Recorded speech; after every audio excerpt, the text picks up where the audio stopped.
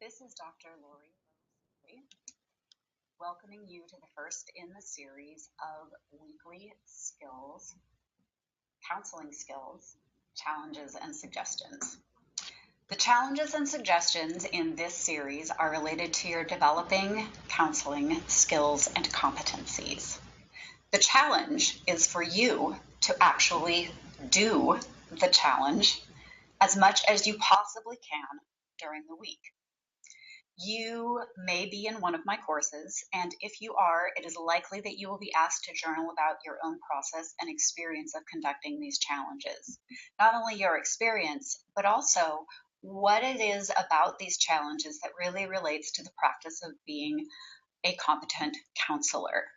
For those of you who may not be in my classes, of course, please feel free to journal. Journaling is always a wonderful self-reflective process and something that all of us as counselors or practitioners or humans can always engage in. This week, we are beginning with one of the simplest and yet profoundly difficult counseling and life skills there is. Fully, completely, totally listening.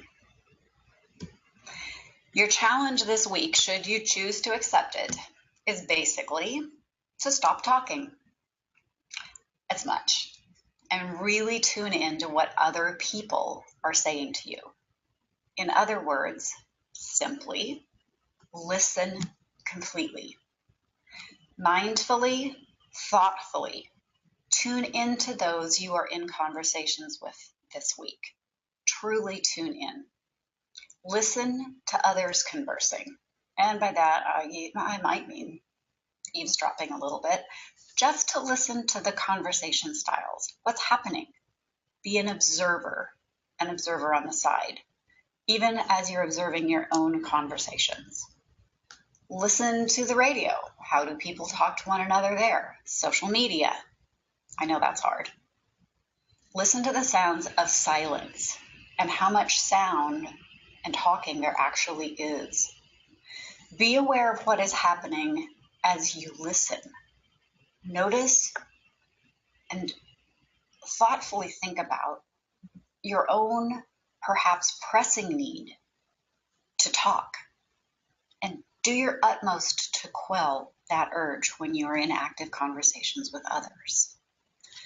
For many people, the challenge to completely listen will really only be able to be accomplished after noticing the frequency with which you may engage in some of the following habits which take away from full active listening.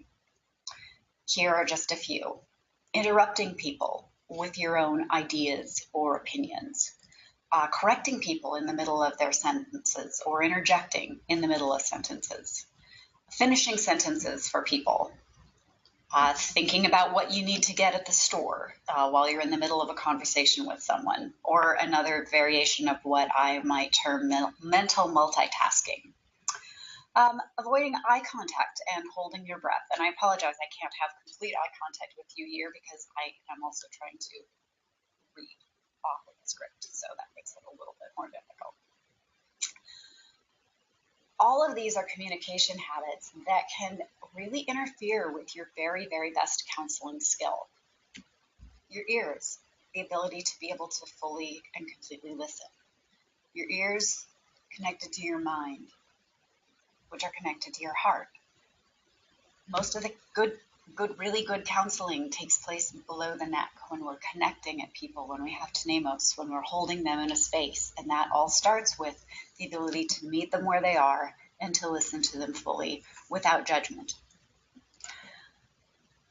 As you notice these and other patterns in your own talking and listening this week, draw your attention to how that impacts the other person. Does it encourage their active sharing? Does it help you to understand that other person better? Does it encourage the exchange of ideas, or does it maybe shut it down?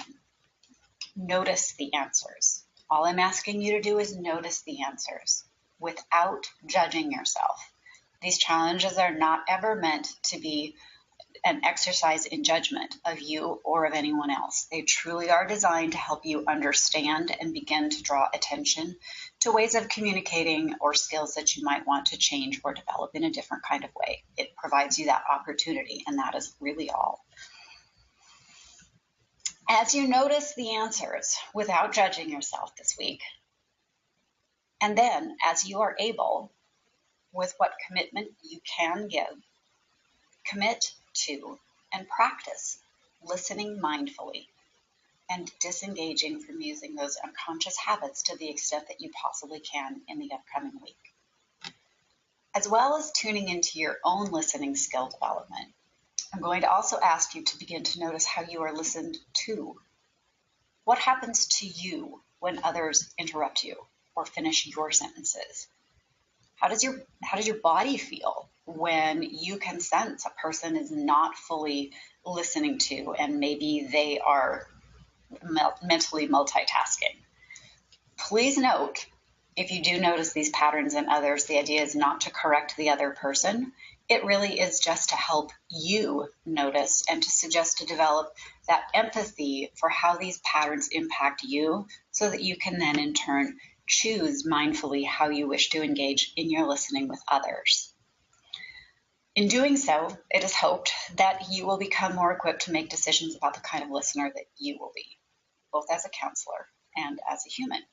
Your modeling may in turn spark others to begin to listen in a different way, perhaps even to you. So that is it, everyone. That's my challenge for you, my first challenge of the week. All you have to do is listen. Listen fully. Ears, mind, heart, body. Listen fully.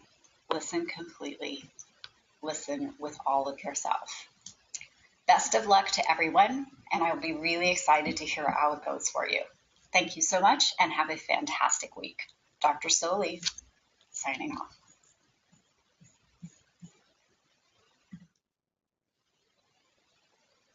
You're kidding.